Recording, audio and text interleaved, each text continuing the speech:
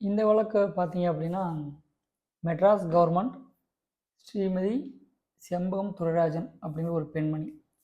அவங்க என்ன பண்ணுறாங்க அப்படின்னா, அவங்களோட கல்லூரிக்கு சேர்றதுக்காக மருத்துவக் கல்லூரி அண்ட் இன்ஜினியரிங் அதுக்காக கவுன்சிலிங் அப்ளை பண்ணியிருக்காங்க.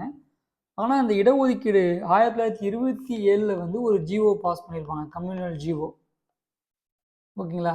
அதன் மூலியமா சமுதாயத்தில் வந்து பின்பற்ற அதாவது பிசி, எம்பி சொல்லக்கூடிய கம்யூனிட்டிக்கு வந்து இடஒதுக்கீடு கொடுத்துருப்பாங்க. அது வந்து அந்த துரைராஜன் அவர்களுக்கு வந்து என்னோட அடிப்படை உரிமையை பாதிக்குது அப்படின்னு சொல்லிட்டு கேஸ் வந்து ஃபைல் பண்ணியிருப்பாங்க. எதை காரணம் காட்டி அப்படின்னு பார்த்தீங்க அப்படின்னா, சட்டத்திற்கு முன் அனைவரும் சமம், அது ஒன்று.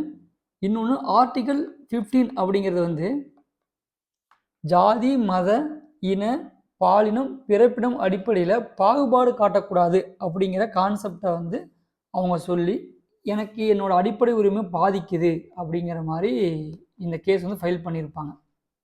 ஓகேங்களா? ஆனால் இந்த கேஸோட ட்விஸ்ட் என்னென்னா, செம்பகம் துரைராஜன் அவர்கள் தான் வந்து வின் பண்ணியிருப்பாங்க. இது உயர்நீதிமன்றம் வந்து அவங்களுக்கு தான் சப்போர்ட் பண்ணியிருக்கும், உச்ச நீதிமன்றமும் அவங்களுக்கு தான் சப்போர்ட் பண்ணியிருக்கும். இதன் காரணமாக தான் 1951 நம்மளோட அரசியலமைப்பு சட்டத்தில் வந்து முதல் திருத்தம், ஃபஸ்ட் அமெண்ட்மெண்ட் வந்து கொண்டு வர ஒரு சூழ்நிலைக்கு நம்ம கவர்மெண்ட் வந்து உள்ளாயிருப்பாங்க. ஏன் அப்படின்னா, நம்ம சமூக நீதியை பாதுகாக்கணும் அப்படிங்கிற ஒரே காரணத்துக்காக தான். இப்போ ஒரு மரம் இருக்குன்னு வச்சுக்கோங்க, மரம்னு கன்சிடர் பண்ணிக்கங்க. இதில் ஃப்ரூட்ஸ் வந்து இருக்குது. இவ்வளோ ஹைட்டாக இருக்கவன் ஈஸியாக அதை பறிச்சுக்குவான். இந்த ஹைட்டாக இருக்கவன் வந்து எப்படி இதை எந்த ஒரு காலத்துலையும் அவங்களால பறிச்சுக்க முடியாது. அப்போது இவங்களுக்கு ஒரு குஷன் கொடுத்து சேம் இதில் போட்டியிடுங்க, அப்போ இவங்களால முடிஞ்சதும் பண்ணிக்கலாம். இந்த கான்செப்ட் தான் இதோட இடஒதுக்கீடோட கான்செப்ட். இதை நம்ம வந்து இன்னொரு கேஸ் இந்திர சகானி வழக்கில் வந்து இந்த பிற்படுத்தப்பட்ட ஒரு ஆணையம் வந்து எதுக்காக வந்துச்சு, ஆர்டிகல் 340 வந்து சொல்லும் பிற்படுத்தப்பட்ட ஒரு ஆணையம். அதில் வந்து இந்தியாவில் என்னென்ன இது இருக்குது அப்படின்னு சொல்லும், தமிழ்நாட்டில் என்னென்ன இருக்குன்னு சொல்லுவாங்க. இதை வந்து அட்டவணை 9 கொண்டு போய் வச்சுருப்பாங்க. ஏன் அட்டவணை 9 கொண்டு வந்து வைக்கிறாங்க அப்படின்னா, ஜுடிஷியல் ரிவ்யூவில் வந்து பாதுகாப்புக்காக. ஆனால் அட்டவணை 9 வந்து இந்த கேஸ்க்கு அப்புறம் தான் கொண்டு வந்திருப்பாங்க. சரி, ஓகே, இந்த கேஸ்க்குள்ள வருவோம். இந்த செம்பகம் துரைராஜன் அவர்கள் வந்து ஃபஸ்ட்டு உயர்நீதிமன்றத்தில் வந்து கேஸ் கொடுத்துட்றாங்க. என்னோட அடிப்படை உரிமை வந்து பாதிக்குது, எனக்கு எல்லா தகுதியும் இருந்தும் என்னால் வந்து மெடிக்கல் சீட் கிடைக்கல, அதோட காரணம் வந்து இந்த சட்டம் தான், அதாவது இந்த இடஒதுக்கீடு அப்படிங்கிறது தான். இது எதெல்லாம் வந்து பாதிக்குது அப்படின்னு சொல்லி நம்ம கிளியராக தெரிஞ்சுக்கணும். என்னென்ன ஆர்டிக்கல் வந்து அவங்க பயன்படுத்தியிருக்காங்க அப்படிங்கிறத நம்ம தெரிஞ்சுக்கணும். Article 15, article 29/2, 15(1), 29/2. இந்த 15(1) அப்படிங்கிறத நம்ம ஃபர்ஸ்ட் பார்த்தது, மதம், இனம், ஜாதி, பாலினம், பிறப்பிடம் அடிப்படையில் வந்து எனக்கு வந்து பாகுபாடு காட்டக்கூடாதுன்ட்டு ஒரு சட்டம் இருக்குது. ஆனால் வந்து இதில் ஏன் இடஒதுக்கீடு பாகுபாடு காட்டுறீங்க அப்படிங்கிறது. 29/2 என்ன சொல்லுதுன்னு பார்த்தீங்க அப்படின்னா, அந்த மதத்தை சார்ந்த ஒரு நிறுவனம், கல்வி நிறுவனம் இருக்கும். அரசு மற்றும் அரசு உதவி பெறுற நிறுவனங்களில் வந்து இந்த மதம், இனம், ஜாதி, மொழி அடிப்படையிலான பாகுபாடு காட்டக்கூடாது, எந்த ஒரு நபருக்கும் அதை காரணம் காட்டி மறுக்கக்கூடாது அப்படிங்கிறத வந்து சொல்லியிருக்கும். இந்த இரண்டுமே வந்து ஸ்ட்ராங்காக வந்து செண்பகம் துரைராஜன் அவங்களுக்கு வந்து சாதகமாக இருக்கும். அவங்களுக்கு இதன் காரணம் காட்டி தான் உயர்நீதிமன்றமும் சரி, உயர்நீதிமன்றம், உச்சநீதிமன்றம் இரண்டுமே வந்து அந்த இடஒதுக்கீடு அப்படிங்கிற ரத்து பண்ணியிருப்பாங்க. இது ஒரு மிகப்பெரிய ஒரு வரலாற்று ரீதியான கேஸ் தான். ஏன்னா உச்சநீதிமன்றத்தில் வந்து அரசு தரப்புல டிபிஎஸ்பிலாம் காரணம் காட்டி சொல்லியிருப்பாங்க. டிபிஎஸ்பியில் வந்து என்ன சொல்கிறாங்க, இந்த பொருளாதாரத்தில் வந்து பின்தங்கி இருக்கவங்க, கல்வி ரீதியாக பின்தங்கி இருக்கவங்களுக்கு வந்து நம்ம மேம்படுத்தணும், அதுக்காக வந்து இவங்களுக்கு இடஒதுக்கீடு முக்கியமானது, அவசியமானது அப்படின்னு சொல்லியிருப்பாங்க. ஆனால் சட்டத்தில் அது வந்து இல்லை அப்படிங்கிற ஒரு காரணத்துக்காக இந்த வகுப்புவாத அரசாணையை வந்து அடிப்படை உரிமையை மீறுது அப்படின்னு சொல்லி ரத்து பண்ணியிருப்பாங்க.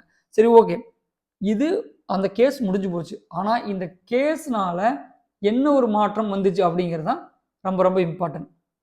1951 முதல் சட்ட திருத்தம், இந்த கான்ஸ்டியூஷனல் அமெண்ட்மெண்ட் வந்து வருவதற்கு காரணமாக இருந்த கேஸ் தான் வந்து இந்த செம்பகம் துரைராஜன் வாஸ் மெட்ராஸ் கவர்மெண்டோட கேஸ்.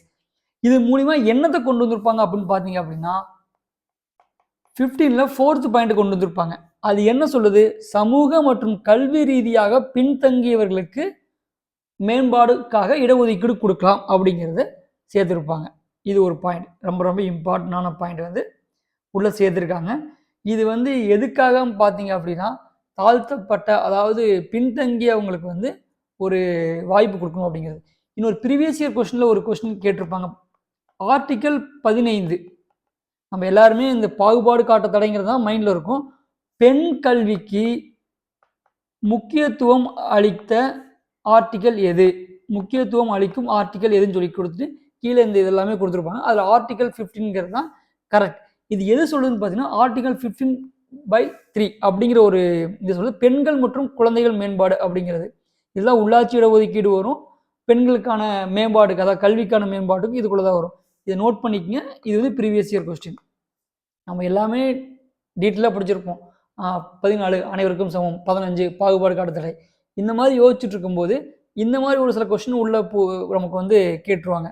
படித்ததை வந்து கொஞ்சம் நம்ம மிஸ்லீட் பண்ணி போகிற மாதிரி ட்விஸ்ட் பண்ணி கேட்குற கொஸ்டின்ஸ் எல்லாம் வந்து. சரி, ஓகே. இந்த வீடியோ வந்து உங்களுக்கு பயனுள்ளதாக இருக்கும்னு நான் நம்புகிறேன். அடுத்த ஒரு கேஸில் இன்னொரு டீட்டெயிலான விஷயத்தை நம்ம வந்து பார்க்கலாம். இதுக்கு முன்னாடி ஒரு வீடியோ கொடுத்துருப்போம் 1950 ஏ.கே. கோபாலன் அவர்களோட கேஸ் பற்றி, அதையும் பாருங்கள். இந்த கேஸையும் படிங்க. நம்ம இந்த கேஸ் மூலிமா என்ன படிக்கணும் அப்படிங்கிறது தான் முக்கியம். இயர் படிக்கணும், ஆர்டிக்கல் 15 என்ன சொல்லுது அதை ஃபுல்லாக படிக்கணும், இடஒதுக்கீடு படிக்கணும். இடஒதுக்கீடுக்காக நம்ம இந்திர சகாணி வழக்கு வரும்னா அதில் வந்து ஃபுல்லாக நம்ம டீட்டெயிலாக பார்ப்போம். இந்தியாவில் வந்து 59.5% வந்து யாராருக்கு எப்படி கொடுத்துருக்காங்க, தமிழ்நாட்டில் 69% இருக்கும்.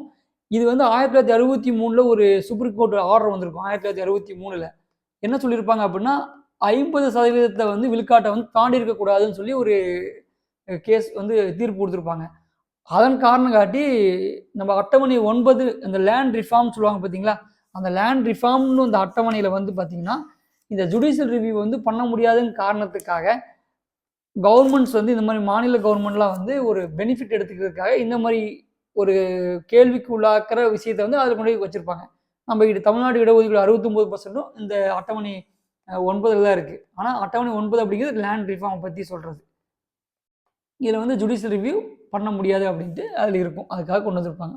சரி, ஓகே. அடுத்த வீட்டில் இதை தெளிவாக பார்ப்போம். நன்றி, வணக்கம்.